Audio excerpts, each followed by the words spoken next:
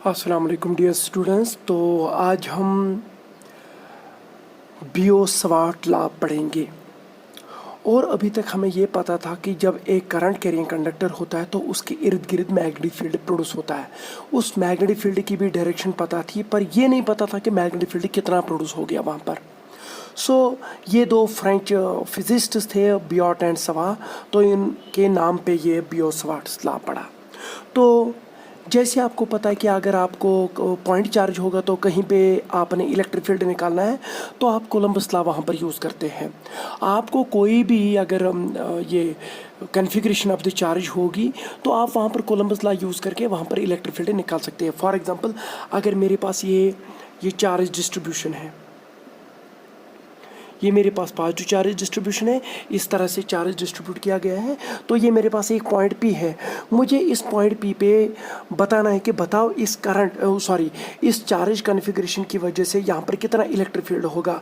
तो आपको पता है कि आप यहाँ पर सिंपली कोलम्बस लॉ यूज़ करते हैं। आप कहते हैं कि हम पूरे से नहीं निकालेंगे, हम थोड़ा सा यहाँ पर चार्ज लेंगे, थोड़ा चार्ज एलिमेंट लेंगे, यहाँ पॉइंट चार्ज लेंगे और वो देखेंगे वो इस पॉइंट ऑफ कंसिडरेशन से कितनी दूरी पे है। और यहाँ पर आप इस चार्ज से, इस पॉइंट चार्ज जिसको हम आप पॉइंट चार्ज मान सकते हैं, इस छोटे चार्ज एलिमेंट की वजह से यहाँ पर हम अब इलेक्ट्रिक फील्ड निकाल सकते हैं। तो आपको पता है कि इलेक्ट्रिक फील्ड कैसे निकालते हैं हम। तो यहाँ पर क्या होगा कि वो जो इलेक्ट्रिक फील्ड होगा, जितना यहाँ पर चार्ज एलिमेंट ज़्यादा होगा उतना इलेक्ट्रिक फील्ड ज़्यादा होगा, और जितनी दूर ये डिस्टेंस होगी उतना ज़्यादा इलेक्ट्रिक फील्ड कम होगा, मतलब कि इनवर्सली। तो this is nothing, this is Columbus law. तो फिर मैं बोलता हूँ कि बताओ यहाँ पर टोटल इलेक्ट्रिक फील्ड कितना होगा। तो आप ऐसे यहाँ पर एक और छोटा एलिमेंट लेते हैं चार्ज का, फिर एक और छोटा एलिमेंट लेते हैं, फिर एक और, हर किसी छोटे एलिमेंट से आप यहाँ पर इलेक्ट्रिक फील्ड निकालते हैं, फिर उसका जमा कर देते हैं, and that will be the net electric field at this point using superposition principle. तो वैसे ही यहाँ पर हम बियो-सवार्ट लॉ यूज़ करेंगे। और बियो-सवार्ट लॉ डिट्टो वही लॉ है जो कोलम्बस लॉ है। कोलम्बस लॉ इलेक्ट्रोस्टैटिक्स में लगता है और बियो-सवार्ट लॉ कहाँ पर लगता है? मैग्नेटिज्म में। यहाँ पर हम मैग्नेटिक फील्ड की स्ट्रेंथ निकालते हैं कहीं पे, और इलेक्ट्रोस्टैटिक्स में क्या निकालते हैं हम? इलेक्ट्रिक फील्ड की इंटेंसिटी। चलो मैं यहाँ पर एक करंट एलिमेंट लेता हूँ, क्योंकि हमें पता है कि तब तक मैग्नेटिक फील्ड नहीं होगा जब तक चार्ज न चलेगा। चार्ज चलने का मतलब ये है कि करंट होनी चाहिए। तो अब मैं यहाँ पर एक करंट एलिमेंट बनाऊंगा और फिर उसकी वजह से तो इलेक्ट्रिक फील्ड होगा, वो तो हमने पिछले लेक्चर में देखा। अब ये क्वेश्चन है कि कितना होगा। तो नीड फॉर द बियो-सवार्ट लॉ यही है कि ये बोलता है कि अगर आपके पास एक करंट एलिमेंट है और वहाँ पर कहीं पे उसके इर्द गिर्द मैग्नेटिक फील्ड प्रोड्यूस होगा, अब ये लॉ ये बताने वाला है कि वहाँ पर कितना वहाँ पर कितना मैग्नेटिक फील्ड प्रोड्यूस हुआ होगा और उसकी डायरेक्शन क्या होगी उस पॉइंट पे। ये देता है बियो-सवार्ट लॉ। चलो मेरे पास ये एक कंडक्टर है और इसमें करंट जा रही है आई, तो इसके इर्द गिर्द मैग्नेटिक फील्ड प्रोड्यूस हुआ होगा। चलो मैंने वो मैग्नेटिक फील्ड इस पॉइंट पी पे निकालना है जो इस करंट कैरिंग कंडक्टर की वजह से होगा इस पॉइंट पी पे। तो आपको पता है कि हम पूरे कंडक्टर से नहीं निकालेंगे, हम थोड़ा करंट एलिमेंट लेंगे, छोटा सा करंट एलिमेंट। चलो यहाँ पर मैंने ये छोटा सा करंट एलिमेंट ले लिया, इसकी लेंथ है dl। How much? dl। यहाँ से यहाँ तक छोटा सा एलिमेंट लेता हूँ मैं। चलो ये जो करंट एलिमेंट यहाँ पर है ये बना रहा है एंगल, ये मैं लूँगा ये करंट एलिमेंट कितनी दूरी पे है इस पॉइंट P से। तो चलो that is r। R is the distance of the point of the consideration from the current element। समझ में आ रहा है? मैंने छोटा सा करंट एलिमेंट ले लिया। Suppose the angle between them is theta। इनके बीच में एंगल कितना है? थीटा। सो मैं पूरे कंडक्टर से करंट जिसमें जा रही है उससे मैग्नेटिक फील्ड नहीं निकाल रहा हूँ P पॉइंट पे, मैं छोटे वाले करंट एलिमेंट से निकाल रहा हूँ। और इस छोटे वाले करंट एलिमेंट की लेंथ क्या है? dl। छोटी सी लेंथ है, और इस छोटी सी लेंथ में चार्ज तो चलता होगा कितनी तेजी के साथ? I तेजी के साथ, because I is the current. Current is nothing, it is the rate of change of the charge per unit time. कितनी तेजी के साथ यहाँ चार्ज चल रहा है, जब चार्ज चलेगा तो तब जाके मैग्नेटिक फील्ड प्रोड्यूस होगा। ज़रा मैं यहाँ पर कोलम्बस लॉ लिख लेता हूँ ताकि आप उसके साथ इसको सिमुलेट करके इसके डेरिवेशन निकालोगे। तो कोलम्बस लॉ बोलता है कि DE is directly proportional to DQ but is inversely proportional to R square. समझ में आ रहा है? This is Coulomb's law. तो यहाँ पर बियो-सवार्ट लॉ यहाँ लिखेंगे। डिट्टो जैसे वहाँ पर उसने यूज़ किया वही यहाँ पर भी हम यूज़ करेंगे। बियोस-वार्ट्स लॉ। बियोस-वार्ट्स लॉ क्या बोलता है, यहाँ पर हम बोलते हैं कि जितना ज़्यादा यहाँ पर इलेक्ट्रिक फील्ड यहाँ पर तब ज़्यादा होगा जब डिस्टेंस कम होगी, as per it is related to inverse related to R square and it is directly related to the magnitude of charge. Biot Savart's law भी यही बोलता है, डिट्टो यही बोलता है। ये बोलता है कि जितना चार्ज ज़्यादा होगा उतना ज़्यादा यहाँ पर इलेक्ट्रिक फील्ड ज़्यादा होगा, कोलम्बस लॉ। बियोस-वार्ट्स लॉ बोलता है कि जितनी ज़्यादा करंट यहाँ पर होगी उतना ज़्यादा मैग्नेटिक फील्ड होगा यहाँ पर। मतलब कि डी जो है वो डायरेक्टली प्रोपोर्शनल चार्ज पे ही है, पर अब चार्ज चलना चाहिए, तो इसका मतलब कि कितनी तेज़ी के साथ चार्ज चल रहा है उसको तो करंट बोलते हैं। तो मतलब कि बियोस-वार्ट्स लॉ जहाँ पर हम मैग्नेटिक फील्ड निकालते हैं वो बोलता है कि जितनी तेज़ी के साथ चार्ज चलेगा उतना ज़्यादा वहाँ पर मैग्नेटिक फील्ड होगा। मतलब कि ये भी समहाउ चार्ज पे ही डिपेंड करता है, और मैग्नेटिक फील्ड उतना ज़्यादा होगा उस पॉइंट पे जितनी ज़्यादा उसकी लेंथ होगी करंट एलिमेंट की। तो इसका मतलब कि यहाँ पर ज़्यादा चार्ज होगा जब DL इज़ मोर, तो करंट एलिमेंट ज़्यादा होगा तो मैग्नेटिक फील्ड भी ज़्यादा होगा। यहाँ तक तो सही चल रहा है।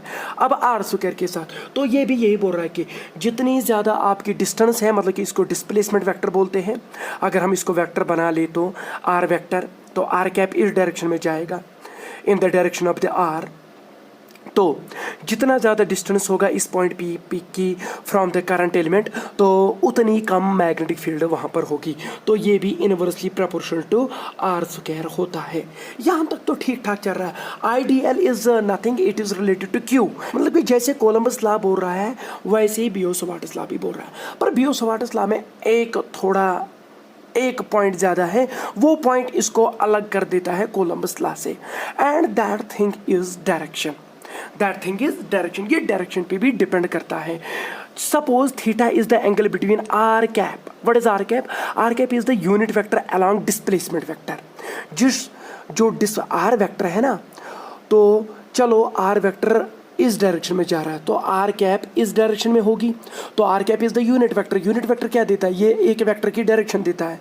तो R cap is the unit vector of R vector, यानी कि डिस्प्लेसमेंट वेक्टर, यानी कि जो पॉइंट ऑफ कंसिडरेशन है करंट एलिमेंट से, उससे जो हम लाइन डालते हैं फ्रॉम द करंट एलिमेंट, उसके अलॉन्ग जो डायरेक्शन होगी that is given by the R cap. और जो करंट एलिमेंट है DL, उनके बीच में एंगल थीटा है, तो current element is a vector quantity, DL is a vector quantity. इसकी डायरेक्शन हम वही लेते हैं जो करंट की डायरेक्शन होगी। Current is in the upward direction, तो DL वेक्टर भी अपवर्ड डायरेक्शन में होगा। मतलब कि यहाँ पर अगर आपने DL देखना है, DL की डायरेक्शन क्या होगी, आपने यहाँ पर एक टेंजेंट डालना है। जिस डायरेक्शन में टेंजेंट लग जाएगा वही होगी DL वेक्टर की डायरेक्शन। समझ में आ रहा है? So theta is nothing, it is the angle between current element and the displacement vector. तो ये इस थीटा पे भी डिपेंड करता है। तो DB is directly proportional to sine theta. This is the another parameter on which the magnetic field की strength depend करती है। अगर हम इन चार पैरामीटर्स को कंबाइन करेंगे तो we will get DB is directly proportional to I, directly proportional to the length of the current element, directly proportional to sine theta and inversely proportional to R square. आपको पता है कि अगर proportionality को हटाएंगे तो एक कांस्टेंट आ जाएगा, तो DB किसके बराबर होगा, इज इक्विवेलेंट टू, प्रोपोर्शनलिटी को हटाओ एक कांस्टेंट आता है μ0/4π, तो उसके बाद आएगा IDL sine of theta by R square. तो ये μ0/4π क्या है, this is the constant of proportionality. जैसे इलेक्ट्रोस्टैटिक्स में था 1/4π एप्सिलॉन नॉट, वायर एप्सिलॉन नॉट क्या था, वो था electrical permittivity of free space, और ये जो यहाँ पर है μ0, it is the permeability of free space, और वो था एप्सिलॉन नॉट क्या था, परमिटिविटी ऑफ फ्री स्पेस। आज के लिए हम इसको कांस्टेंट मानते हैं। तो μ0/4π IDL sine theta by R square is the magnetic field strength at this point P distant R from the current element, and this is the magnitude of the magnetic field at this point, and this is called a Biot-Savart's law। अगर हम इसको vector form में लिखेंगे तो Biot-Savart's law इन vector form हम ऐसे लिख सकते हैं, DB is equal to μ0I/4π, क्योंकि ये वाली μ0I/4π जो है ये स्केलर है, क्योंकि हमें मैग्नेटिक फील्ड वेक्टर क्वांटिटी निकलती है। तो यहाँ पर है DL is a current element and it is in the direction of the current, so ये वेक्टर क्वांटिटी है। पर यहाँ पर जो ये थीटा है, it is the angle between D L vector and R cap vector, where R cap is the unit vector along displacement vector. समझ में आ रहा है? तो अगर हम इन दो वेक्टर्स के बीच में क्रॉस प्रोडक्ट करेंगे तो उसका मैग्नीट्यूड जो आएगा वो आएगा आइडियल साइन थीटा। तो यहाँ पर हम लिखेंगे डी एल वैक्टर, मैंने इसको वेक्टर लिखा, क्रॉस प्रोडक्ट करेंगे इसको आर कैप के साथ, because R cap is a unit vector, क्योंकि इसका मैग्नीट्यूड जो है वो 1 आएगा डिवाइडेड बाय आर स्क्वायर। क्योंकि जब आप इसका मैग्नीट्यूड निकालेंगे वो क्या निकलेगा, डी एल, आर का मैग्नीट्यूड क्या है आर कैप का 1, so D L sine theta, D L sine theta आ गया, and it will be the vector form of the magnetic field. और इसको ऐसे भी लिख सकते हैं हम, D B vector is equivalent to mu naught I by 4 pi D L vector cross, मैं यहाँ आर कैप नहीं लिखूंगा, मैं यहाँ पर आर वेक्टर लिखूंगा, पर नीचे फिर मुझे आर क्यूब लिखना पड़ेगा, क्योंकि आपको पता है कि एक यूनिट वेक्टर जो होता है वो किसके बराबर होता है, यूनिट वेक्टर जो होता है किसी वेक्टर का वो किसके बराबर होता है, वो होता है वो vector divided by magnitude of that vector. तो आर कैप के बदले में लिख सकता हूँ R vector divide by R, तो वही लिखा मैंने, आर कैप के बदले R vector divide by R, तो यहाँ आर स्क्वायर था तो यहाँ आर क्यूब आ गया। So this is the vector form of the Biot Savart's law. Now the question is magnetic field किस डायरेक्शन में होगा, तो magnetic field will be perpendicular to the plane containing current element and displacement vector. मतलब कि यहाँ पर इस magnetic field की डायरेक्शन जो होगी वो as per right hand thumb rule होगी। अगर आप यहाँ पर देखें कि यहाँ पर P पॉइंट पे मैग्नेटिक फील्ड किस डायरेक्शन में होगा, ज़रा देख लीजिए कि डी एल वेक्टर किस प्लेन में है, डी एल वेक्टर इस प्लेन में है, horizontal plane, so this is the D L vector and this is what, this is the R vector and it is the angle between them. So क्या लिखा हमने, D L cross R, D L cross R, तो इसका मतलब है कि ये जो मैग्नेटिक फील्ड आएगा डी एल से लेके आर तक आपने अपने राइट हैंड को कर्ल करना है थ्रू स्मॉलर एंगल। तो जब हम थ्रू स्मॉलर एंगल कर्ल करेंगे तो magnetic field will be the perpendicular to the plane but directed inwards. यहाँ पॉइंट पी पे जो मैग्नेटिक फील्ड होगा वो क्रॉस से मैं दिखाऊंगा, क्योंकि that is perpendicular to the plane but directed inwards, इस डायरेक्शन में मैग्नेटिक फील्ड होगा। यही है main difference between the Coulomb's law and Biot Savart's law. Coulomb's law में जो फोर्स निकलता था वो आर वेक्टर के अलॉन्ग निकलता था, यहाँ पर जो मैग्नेटिक फील्ड जो निकलता है तो वो perpendicular to the R vector निकलता है, उसके ही नहीं बल्कि करंट एलिमेंट के भी परपेंडिकुलर निकलता है as per right hand thumb rule. जैसे आपको पता था कि इप्सिलॉन नॉट का वैल्यू क्या है, यहाँ पर भी वैसे आपको ये याद रखना चाहिए कि म्यू नॉट का वैल्यू क्या है, परमिएबिलिटी ऑफ फ्री स्पेस, ये किसके बराबर होती है, का वैल्यू होता है 4 पाई इंटू 10⁻⁻⁷।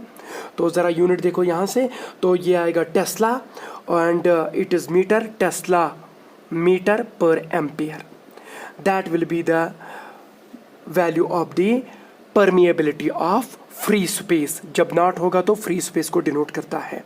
तो हम यही बियोट-सावर्ट्स लॉ यूज़ करेंगे और magnetic field due to different current elements निकालेंगे। अब तो वही होंगे आगे लेक्चर्स। वीडियो को पॉज करके ये नोटिस उतार लो, ठीक है, ये आज के लेक्चर के नोटिस है। थैंक यू, शुक्रिया।